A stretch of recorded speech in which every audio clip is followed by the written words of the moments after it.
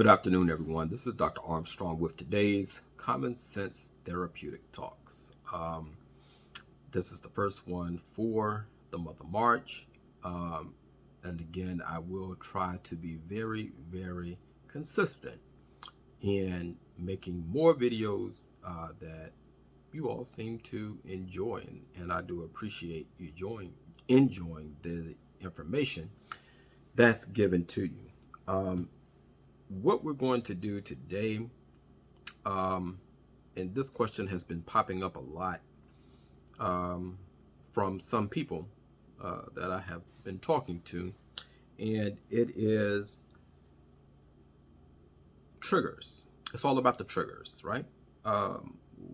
Why am I experiencing the triggers? How do I cope with the triggers? What can I do to stop the triggers from coming? And we know that in the world of psychology, triggers usually lead to an unacceptable form of behavior, right? Now, all of us, everybody listening or watching, all of us at one point or another, we are triggered, okay?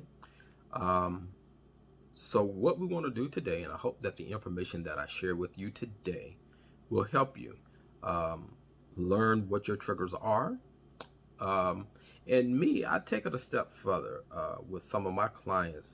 I tried to get them to see the trigger before the trigger happens. It's kind of like using any kind of weapon, such as a gun.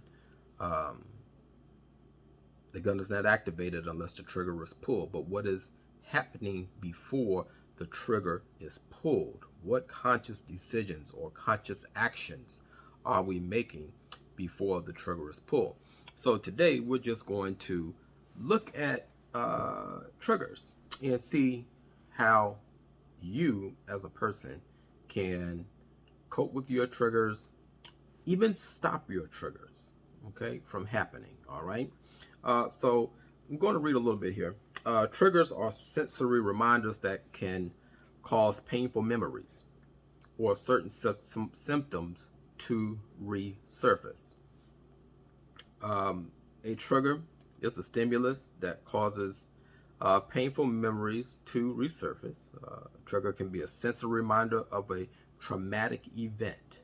9 times out of 10, anyone who experiences any type of trigger has already experienced a traumatic event. Okay? Take, for instance, people with PTSD. If they have been in war, right, and they hear the sound of fireworks, that can trigger a post-traumatic stress disorder episode, a PTSD episode, right? And also, say for instance, people with OCD, obsessive compulsive disorders. A trigger for them can be the smell of something or seeing something out of place, and it triggered some of their old patterns that they were working to overcome. All of these things can cause a trigger. What does trigger mean? What does trigger mean? Triggered. What does that mean? It's really used nowadays more commonly than it once was. We're now using it very casually instead of methodically or scientifically or evidentiary. What we really need to understand is mental health is not a joke. Mental illness is not a joke. There are people living in the world today with serious mental health concerns. They should not be shunned. They shouldn't be laughed at. And furthermore, they should not be ostracized because of their condition. These are people. People close to you have these conditions, okay? So in general, the word triggered, uh, it means to become uncomfortable. It means to uh, set something off in your brain, your frontal lobal system of the brain. It causes unpleasant memories, unpleasant actions, and either you're going to shy away from them or you're going to react to them. It's going to be one or the other. Okay. Um, in general, when a person is triggered, they're being provoked. Okay. By a stimulus that awakens or worsens the symptoms of a traumatic event. All right. So let's move on down here. How do triggers form? Uh, Triggers are formed when you experience something traumatic, right? And then you're trying to heal from that trauma. But then something happens and it triggers the remembrance of that trauma. And oftentimes you don't know how to respond or to act. And you go off of I guess you can say you just go off of a unacceptable behavior, all right? Or behavior that kind of withdraws you. And we'll get into those behaviors in just a little bit here.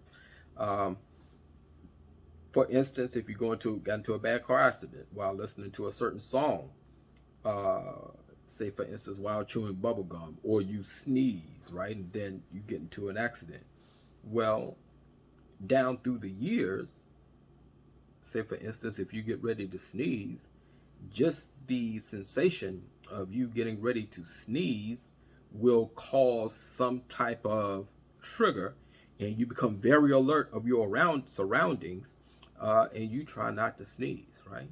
And of course there are more uh, uh, severe symptoms of triggers or being triggered. Okay. All right. There are different responses. Okay, I think that's what y'all are ready to get into. There are different responses that could be a result of a wide range of factors. Um, the way that traumatic events impact an individual, it depends on the factors, on several factors, uh, such as an individual's personality traits, their socio-cultural history, specific characteristics of the event, the stage of the individual's emotional development, um, and the meaning of the trauma to the individual. Okay, because we do know that there are attachment theories out there where people can be attached to the person that's causing their trauma. All right. So let's look. What are some examples of being triggered? And mind you, what I'm about to read off is not an exhaustive list. Um, the list is honestly immeasurable. You cannot measure it. It's immeasurable. But here are just a few things, and some people may know how can relate to this, right? Holidays or anniversaries of the trauma caused by the death of a loved one. Certain sounds, sights, smells, taste related to a certain trauma. Loud voices or yelling can be a trigger. Loud noises can be a trigger. Arguments, being ridiculed or judged, being alone, getting rejected, being ignored, breakup of a relationship, violence in the news can be triggering, right? We're still coming out of a pandemic. I hope we're coming to the endemic stage by now. But I mean, the pandemic can now cause a lot of triggers for people who have lost loved ones or friends during this pandemic. Violence in the news, sexual harassment, or unwanted touching, physical illness or injury. Now, believe it or not, uh, triggers are a warning. Okay, Triggers, they are a warning, and there's a purpose for their warning. Trigger warnings are designed to warn trauma victims or survivors about potentially disturbing content that's about to happen. Okay. Some of these warnings originated from survivors of sexual trauma or physical trauma, all right, or domestic trauma. Okay.